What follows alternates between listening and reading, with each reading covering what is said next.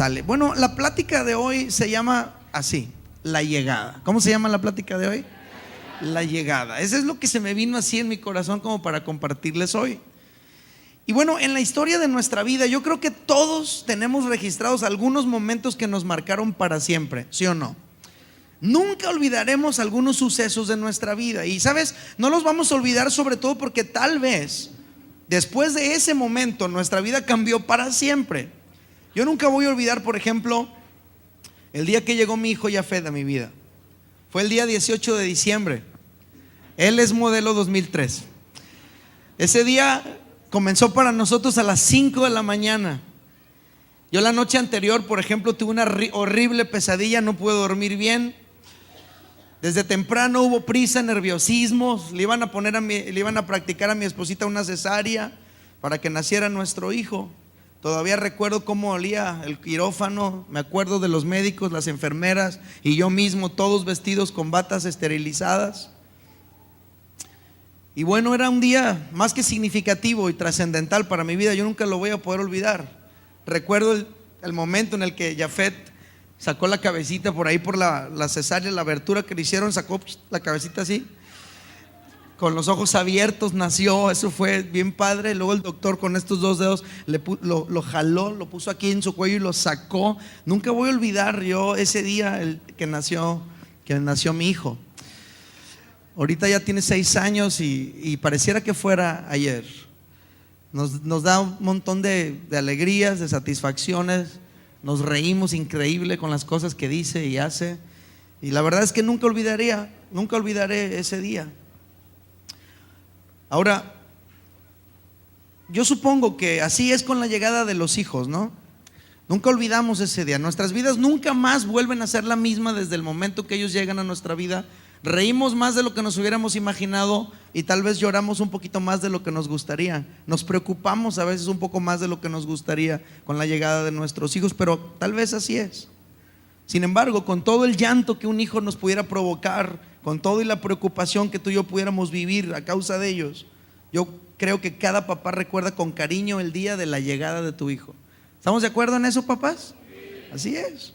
Para otros que no son papás todavía, quizá la llegada más significativa que recuerdan es cuando conocieron a su novio, a su novia, ¿no? Cuando conocieron a quien ahora es su esposo, esposa. Otros recuerdan a lo mejor cuando recibieron su primer aguinaldo, ¿no?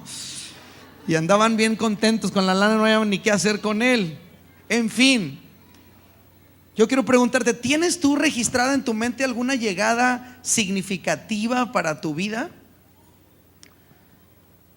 En la Biblia están registradas algunas llegadas bien importantes. Fueron llegadas determinantes que cambiaron el rumbo de la gente, provocaron gozo, esperanza en personas que ya no la tenían. Quiero que veamos por lo menos 2 llegadas significativas que están en la Biblia. La primera está en Lucas capítulo 7, versículos 11 al 17. Te lo voy a leer tal cual y yo quiero que tú te imagines qué onda con la llegada en esta ocasión. Dice: poco después, Jesús, en compañía de sus discípulos y de una gran multitud, se dirigió a un pueblo llamado Naín. Cuando ya se acercaba a las puertas del pueblo, vio que sacaban de allí a un muerto. Pero fíjate lo dramático: era hijo único de una madre viuda. Lo acompañaba un grupo grande de la población. Al verla, el Señor se compadeció de ella y dijo: no llores. Entonces se acercó y tocó el féretro. Los que lo llevaban se detuvieron y Jesús dijo: joven, te ordeno que te levantes. El muerto se incorporó y comenzó a hablar, y Jesús se lo entregó a su madre. Y todos se llenaron de temor y alababan a Dios. Ha surgido entre nosotros un gran profeta, decían. Dios ha venido en ayuda de su pueblo. Así que esta noticia acerca de Jesús se divulgó por toda Judea y por todas las regiones vecinas. Esa llegada fue más que significativa tanto para la viuda como para todo el pueblo. Para el pueblo, por ejemplo, la llegada de Jesús significó temor y alabanza a Dios. Para ese pueblo la llegada de Jesús significó que Dios había llegado a ayudarles. Ahora, para la mujer, yo pregunto, ¿tú crees que algún día se le iba a olvidar a esa mujer el día que Jesús llegó a su vida? ¿Tú qué crees? Jamás. Para ella ese día fue un día de fe, de esperanza, fue un día milagroso. Ese día fue imposible de olvidar, porque para ella ese día no solo resucitó su hijo, resucitaron también sus sueños. Porque cuando muere un hijo, mueren 1,000,000 de ilusiones que uno como papá se forma en ellos. Tal vez estás de acuerdo. Para esta mujer fue especialmente importante la llegada de Jesús, porque ese día determinó que la soledad se iba para siempre de su vida. Yo no sé si tú te puedas imaginar a la mujer ahí caminando detrás del féretro. Cuántas preguntas sin respuestas, cuántos pensamientos atormentándola. ¿Y ahora qué voy a hacer? Tal vez se decía. Ahora sí estoy completamente sola. Primero se va mi esposo, ahora se va mi hijo. ¿Qué va a hacer de mí? Y de repente, en el temor más profundo de su corazón, cuando a lo mejor las lágrimas más fuertes corrían sobre su rostro, de repente llega Jesús. La llegada fue más importante, la más importante de toda su vida. Jamás olvidaría ese momento, porque ese día su lamento se convirtió en gozo y en alegría. Ese día su hijo pasó de la muerte a la vida. Y ¿sabes qué? Así le pasa a la gente cuando Jesús llega a su vida. La Biblia dice que tú y yo pasamos de muerte a vida. Ahora, hay otra ocasión en la Biblia en que la llegada de Jesús se volvió significativa. Fue cuando sus discípulos estaban tratando de cruzar un lago. Cuando iban en medio del lago, llegó Jesús, precisamente cuando la situación se tornaba más difícil. Así lo describe la Biblia. Dice: cuando ya anochecía, sus discípulos bajaron al lago y subieron a una barca y comenzaron a cruzar el lago en dirección a Capernaum. Para entonces ya había oscurecido. Jesús todavía no se les había unido. Por causa del fuerte viento que soplaba, el lago estaba picado. Habrían remado unos 5 o 6 kilómetros cuando vieron que Jesús se acercaba a la barca, caminando sobre el agua. Y se asustaron, obvio. Pero él les dijo: no tengan miedo, que soy yo. Así que se dispusieron a recibirlo a bordo, y enseguida, un milagro, enseguida llegó la barca a la otra orilla donde se dirigía. Yo creo que para los discípulos de Jesús esta llegada los marcaría para siempre. Ellos estaban tratando de cruzar el lago. Jesús no estaba con ellos. La oscuridad imperaba, el viento estaba generando que el lago se embraveciera. La situación estaba poniéndose tensa, difícil. Jesús llegó a ellos de una manera que jamás se lo hubieran imaginado, pero el resultado fue padrísimo. Llegaron a su destino seguros por la compañía que Jesús les hacía en la barca. Ahora, si nos pusiéramos a investigar qué ocurre en las vidas de aquellos a quienes llega Jesús, encontraríamos un montón de historias. Para algunos la llegada de Jesús significó esperanza. Para muchos la llegada de Jesús a su vida significó fe. Para otros vida, para otros significó cambios. Para muchos la llegada de Jesús significó seguridad. Hay para quienes la llegada de Jesús significó valor, y a partir de ahí obtuvieron coraje para levantarse y luchar por su bienestar y el de sus hijos. En fin, la llegada de Jesús a una vida o a una familia es más que significativa. Sin embargo, hay un común denominador en la condición de aquellos a los que llega Jesús. Yo me he dado cuenta, por lo que veo en la Biblia, que Jesús se acerca a cierto tipo de personas. De hecho, un día Jesús expresó su plan estratégico. Jesucristo dijo de esta manera en Lucas 4, lo dijo así: el Espíritu del Señor está sobre mí, por cuanto me ha ungido para anunciar buenas nuevas a los pobres.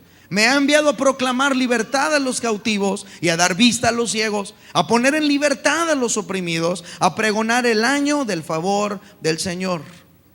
Aquí Jesús con mucha claridad expresó hacia quiénes Él se estaba dirigiendo. Él dijo: yo vengo a darle buenas nuevas a los pobres, a proclamarle libertad a los cautivos, a darle vista a los ciegos, a darle libertad a los oprimidos. Y todos ellos tienen este común denominador: son personas quebrantadas de corazón. Diga conmigo: quebrantadas de corazón. ¿Y sabes qué? Hay muchas razones para estar quebrantado. Tú puedes estar quebrantado por la enfermedad, puedes estar quebrantado por la pobreza, puedes estar quebrantado por una bronca en tu matrimonio o con alguno de tus hijos. Yo ignoro cuál sea la causa que te quebranta o te preocupa a ti, pero sin importar lo que tú estés viviendo, quiero decirte que Jesús anhela cambiar tu lamento en gozo. Así como lo hizo con la mujer que llevaba a su hijo muerto, o como lo hizo con los discípulos que ya no se le acababan en medio de la noche, y Jesús llegó y su llegada significó salvación. Así Jesús quiere llegar a tu vida y cambiarlo. del dolor a la alegría. Ahora, si nos pusiéramos a revisar qué onda, qué dice la Biblia respecto del quebranto de la humanidad, encontraríamos esto: la principal causa del quebranto en la humanidad es el pecado. A ver, repita esa frase conmigo cuando cuente 3. 1, 2, 3. La principal causa del quebranto en la humanidad es el pecado. Esa es la causa, ¿verdad? Esa causa del pecado que existe la enfermedad en el mundo. Esa causa del pecado que existe la maldad y la muerte en la tierra. Por el pecado en el corazón del hombre se han cometido toda clase de abusos, de atrocidades que denigran la vida humana. Es el pecado, ¿verdad?, el que impulsa al asesinato, al adulterio, a la traición. Es el pecado del hombre el que ha generado el distanciamiento entre los esposos, entre las familias, entre las naciones, entre los pueblos. El pecado afecta a personas y a familias. El pecado ha vuelto al ser humano un monstruo insensible, capaz de producir sufrimiento sin piedad en otro ser humano. Es el pecado el que causa eso. Así es. Un día Dios vio la maldad que había en el ser humano, y esto fue lo que declaró. Fíjate cómo lo registró la Biblia. Al ver el Señor que la maldad del ser humano en la tierra era muy grande y que todos sus pensamientos tendían siempre hacia el mal, fíjate, se arrepintió de haber hecho al ser humano en la tierra y le dolió en el corazón. Eso fue lo que dijo: me arrepiento de haberlos creado. ¿Qué sentirá Dios cuando voltea a ver nuestro estado y se da cuenta que hay gente mutilada, cabezas dejadas ahí tiradas como si fueran cualquier animal o algo así? ¿Qué crees que sienta Dios cuando voltea y ve nuestro país sumido en la terrible baño de sangre que estamos viviendo? Yo creo que le duele en su corazón. El pecado no nada más nos separa de Dios, el pecado también nos separa de sus bendiciones y de sus favores. La Biblia dice que todos hemos pecado, que nadie se escapa. La Biblia dice también que la paga del pecado es muerte. Y es por esa razón que Dios ideó un plan para rescatar al hombre del dominio y del control del pecado. Es lo que nosotros llamamos el plan de redención. Diga conmigo: el plan de redención. Así es, y ese plan consiste básicamente en que Dios, por su amor al mundo, pagó la deuda que el hombre tenía con él a causa de sus pecados. Así es. Si el pecado es la principal causa de quebranto en el mundo, Dios quería solucionar ese problema. Entonces Dios originó el plan de redención. ¿Sabes? El pecado es contra Dios. El pecado no nada más es diversión o darle rienda suelta al placer o curiosidad o descubrimiento. Pecado es ir en contra específicamente de lo que Dios ha establecido. Pecado es realmente ir en contra con lo establecido por Él. Es total rebeldía a sus reglas. Ahora, la humanidad jamás hubiera podido salir por sí misma del dominio del pecado. Sin la intervención de Dios, toda la humanidad iríamos en caída libre en un abismo sin fondo del cual jamás podríamos salir. Por eso es que Dios inició este plan de redención, que inició, ¿sabes cuándo? Con la llegada más importante que Jesús ha hecho: su llegada al mundo. La llegada más importante que Jesús ha hecho alguna vez fue cuando llegó a este mundo. Jesús nació con el propósito bien claro de salvar a la humanidad. Por eso es que se llama así, Jesús. El ángel que anunció su llegada a su papá José dijo estas palabras en Mateo 1:21: dará a luz un hijo y le pondrás por nombre Jesús, porque él salvará a su pueblo de sus pecados. Jesús llegó a la tierra para salvarnos de nuestros pecados, y la única manera de salvarlo, o de salvar al mundo, era pagando la deuda que el mundo tenía con Dios.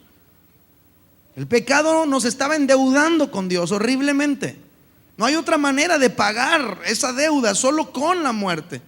Y un día, cuando Jesús fue adulto, después de sanar a los enfermos y de enseñar el amor de Dios a la gente, fue traicionado siendo inocente y fue condenado a morir en una cruz. ¿Sabes la historia? Y muchos pensarían que Jesús fue un fracaso porque lo apresaron y lo crucificaron, pero realmente ahí radica el éxito de su llegada, porque pagó con su propia vida el pecado de todos nosotros. Ahora quiero que sepas que a Jesús no le tendieron un 4 ni lo agarraron desprevenido. La muerte de Jesús estaba profetizada siglos antes de su llegada. Así lo dice Isaías, unos, no sé, tal vez 1000 años antes de que Jesús viniera, o tal vez 500 años, no recuerdo la fecha. Pero escribió este hombre, despreciado y rechazado por los hombres, varón de dolores, hecho para el sufrimiento. Todos evitaban mirarlo, fue despreciado y no lo estimamos. Ciertamente Él cargó con nuestras enfermedades y soportó nuestros dolores, pero nosotros lo consideramos herido, golpeado por Dios y humillado. Él fue traspasado por nuestras rebeliones y molido por nuestras iniquidades. Sobre Él recayó el castigo, precio de nuestra paz, y gracias a sus heridas fuimos sanados. Todos andábamos perdidos como ovejas, cada uno seguía su propio camino, pero el Señor hizo recaer sobre Él la iniquidad de todos nosotros. Maltratado y humillado, ni siquiera abrió su boca. Como cordero fue llevado al matadero, como oveja enmudeció ante su trasquilador y ni siquiera abrió su boca. Wow, esa fue la llegada más importante que Jesús jamás haya hecho. Su llegada al mundo fue para morir por nuestros pecados en una cruz. Todo fue parte de un plan maravilloso de Dios, el plan de redención. Él, en su amor por el mundo, envió a su Hijo a morir por nosotros. Jamás habríamos podido librarnos nosotros mismos del dominio del pecado en nuestras vidas. Tenía que ser mediante la intervención de Dios. Jesús no murió por nuestra culpa, Tú no tienes que decir, por mi culpa, por mi culpa. No, Jesús no murió por tu culpa. Jesús murió por amor. ¿Entiendes la diferencia? No murió por tu culpa, murió por amor. La Biblia lo dice de esta manera, Romanos 5:8. Pero Dios demuestra su amor para con nosotros en esto, en que cuando todavía éramos pecadores, Cristo murió por nosotros. ¿Puedes leer la Biblia conmigo? Al cabo está chiquito. 1, 2, 3. Pero Dios demuestra su amor por nosotros en esto, en que cuando todavía éramos pecadores, Cristo murió por nosotros. Qué grueso. El amor humano es temporal, el amor humano es pasajero, es cambiante. Pero el amor de Dios para con nosotros es eterno. Nunca le vas a ganar a Dios en amar. Dios nos ama más de los que nos puede llegar a amar nuestra esposa o nuestro esposo, nuestro novio o novia. Aún más de lo que nos amamos tú y yo a nosotros mismos. Nunca le podrás dar más de lo que Él ya ha dado por ti. Porque cualquier cosa que tú le puedas dar, un iPod, un carro, una casa, no se compara, nunca se compararía con el hecho de que Él ha dado a su Hijo por amor a ti. Esa fue la llegada más importante que jamás Dios haya hecho, cuando visitó al mundo a través de su Hijo Jesús, que murió por la humanidad en una cruz. Sin embargo, ¿de qué sirve todo esto que estoy explicando si nuestras vidas siguen igual? ¿De qué sirve todo lo que estoy diciendo si la humanidad sigue corriendo tras sus propios pecados y su propia autodestrucción?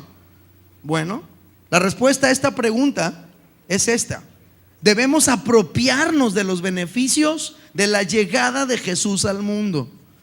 Y luego surge otra pregunta: ¿cómo puedo hacer que lo que Dios tiene para mí se haga real en mi vida? ¿Cómo puedo yo apropiarme del beneficio de la muerte de Jesús en la cruz? ¿Qué es lo que pide Dios de mí para acceder a todas sus bendiciones y a la vida eterna que Él ha prometido? Bueno, en primer lugar, Dios quiere arrepentimiento. Alguien grite conmigo: arrepentimiento. Arrepentimiento es cambiar de rumbo. Arrepentimiento es darle la espalda al pecado de manera definitiva. Es el arrepentimiento el paso primero para obtener tú y yo descanso para nuestra alma y libertad del pecado. La Biblia lo dijo así, de esta manera, en Hechos 3:19. Por tanto, para que sean borrados sus pecados, arrepiéntanse y vuélvanse a Dios, a fin de que vengan tiempos de descanso de parte del Señor. ¿Cuánta gente está experimentando un descanso de adentro? Un descanso del alma, un cansancio del alma. Un cansancio que no se te quita durmiendo 8 horas, ni de vacaciones, ni cambiando de trabajo, ni cambiando de esposa, ni cambiando de ciudad, ni cambiando de nada. Un cansancio que lo llevas contigo donde quiera que vas, y al grado que ya después no haya satisfacción en nada. Es un cansancio horrible adentro del alma, del corazón del ser humano. Y es a causa del pecado. Pero cuando nos arrepentimos, nos volvemos a Dios, entonces dice la Biblia que de su presencia vienen descansos para nosotros. También la Biblia, hablando del arrepentimiento, dice lo siguiente en Hechos 17:30: pues bien, Dios pasó por alto aquellos tiempos de tal ignorancia, pero ahora manda a todos en todas partes que se arrepientan. Yo creo que está cortito y lo podemos leer todo mundo súper fuerte a las 3. 1, 2, 3. Pues bien, por alto aquellos tiempos de tal ignorancia, pero ahora manda a todos en todas partes que se arrepientan. Este versículo nos muestra con claridad que Dios está consciente de que muchos de los pecados que tú y yo hemos cometido ha sido por ignorancia. No sabíamos qué onda. No nos lo enseñó nuestro papá ni nuestra mamá. Crecimos en el barrio, todo el mundo lo hacía, ¿verdad? Mi abuelo hizo esto y mi papá también, y el compadre de mi papá también, y mi padrino, y todo el mundo lo hacía. Y yo también empecé a vivir la vida que veía que todos vivían, y en ignorancia cometí pecados que ofendieron a Dios y que me trajeron conflictos a mi vida. Dios sabe eso, y Él está dispuesto a pasar por alto esos tiempos si nosotros estamos dispuestos a arrepentirnos hoy. Fíjate que Dios espera que cada uno de nosotros pongamos nuestra fe en Jesús, quien murió en una cruz por nuestros pecados. No se trata de creer en Él solamente. No, sí, yo creo.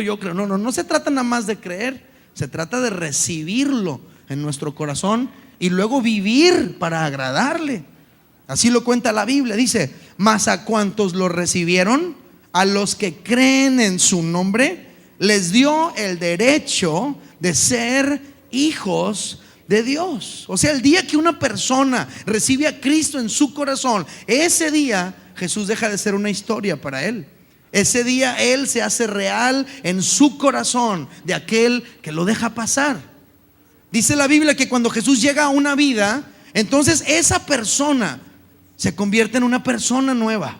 Empieza a ocurrir un cambio en él, de adentro hacia afuera. No es que anden detrás de ti: ya pecaste, ya hiciste el otro, ¿por qué andas haciendo esto otro? No, de adentro de ti empieza a surgir un cambio que te va llevando a convertirte en una persona nueva. La Biblia lo dice así: por lo tanto, si alguno está en Cristo, es una nueva creación. Lo viejo ha pasado, ha llegado ya lo nuevo. Todo mundo gríteme: una nueva creación.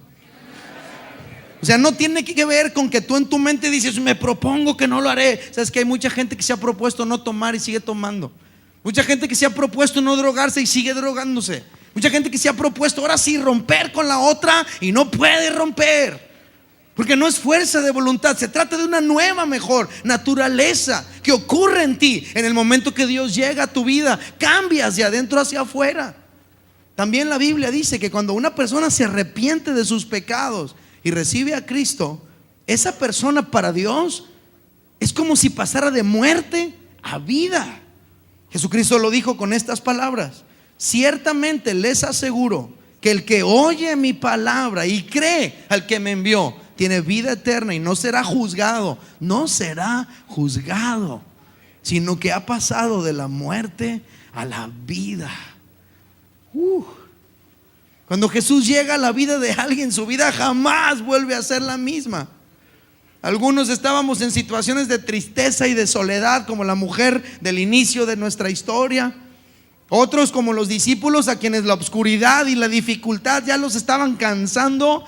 Nos encontrábamos cansados con una vida de pecado, de adicción, de ataduras. Hay gente cansada de su adicción. Hay gente cansada de sus ataduras, cansada de sus vicios, cansada de su condición.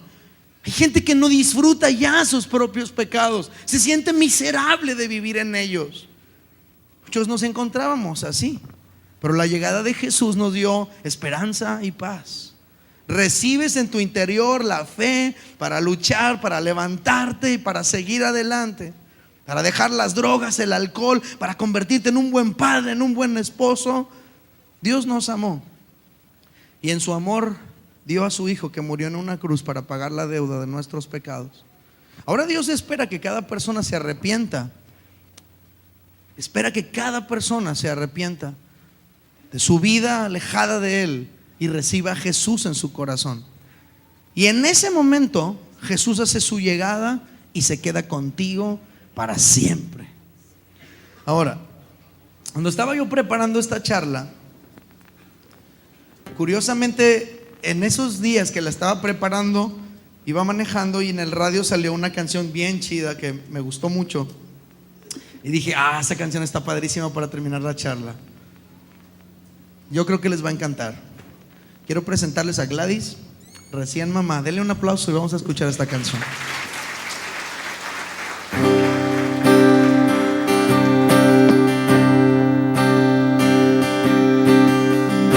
Yo estaba ahogada en soledad, mi corazón lloraba de un vacío total.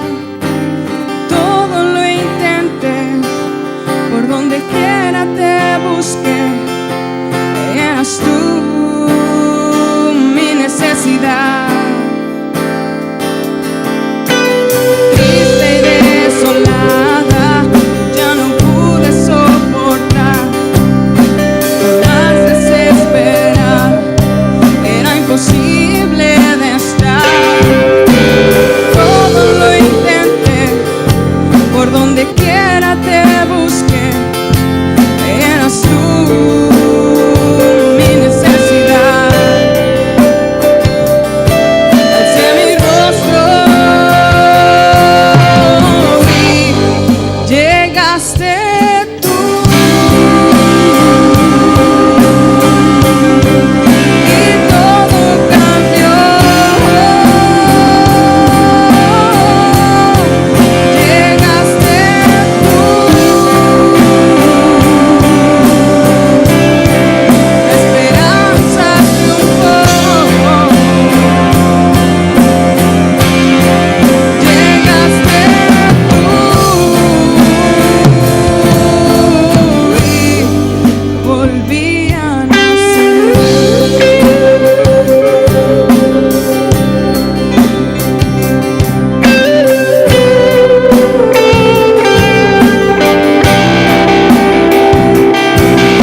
Por tanto tiempo quise encontrar la solución a este gran vacío que llevaba en mi interior. Todo lo intenté, por donde quiera te busqué, eras tú mi necesidad. Alcé mi rostro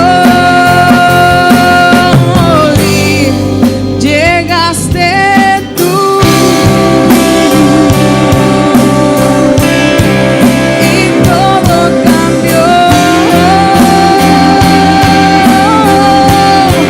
Llegaste tú, la esperanza triunfó. Llegaste tú y volví a nacer.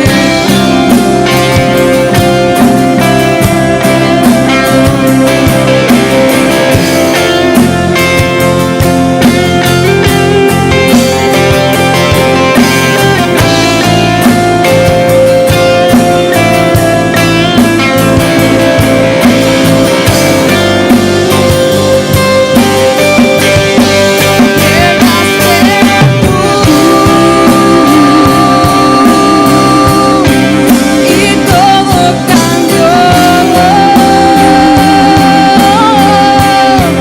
Llegaste tú, la esperanza triunfó. Llegaste tú y volví a nacer. ¿Les gustó? ¿Por qué no le dan un aplauso a Gladys?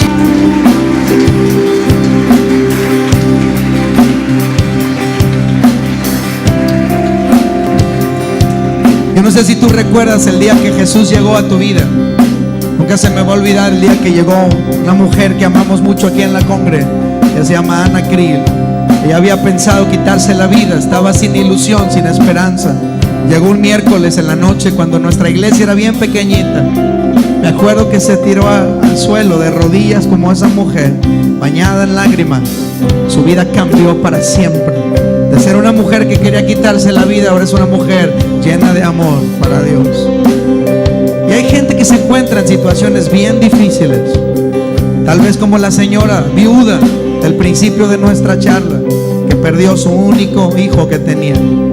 A lo mejor se encuentra como los discípulos en el cruce del lago, que les parecía tan duro, tan difícil. A lo mejor hay aquí entre nosotros ahora mismo personas que piensan: qué maravilloso sería si Jesús llegara a tocar a la puerta de mi vida. Lo que quizá no sepas es que Jesús tiene mucho tiempo ya tocando la puerta de tu corazón.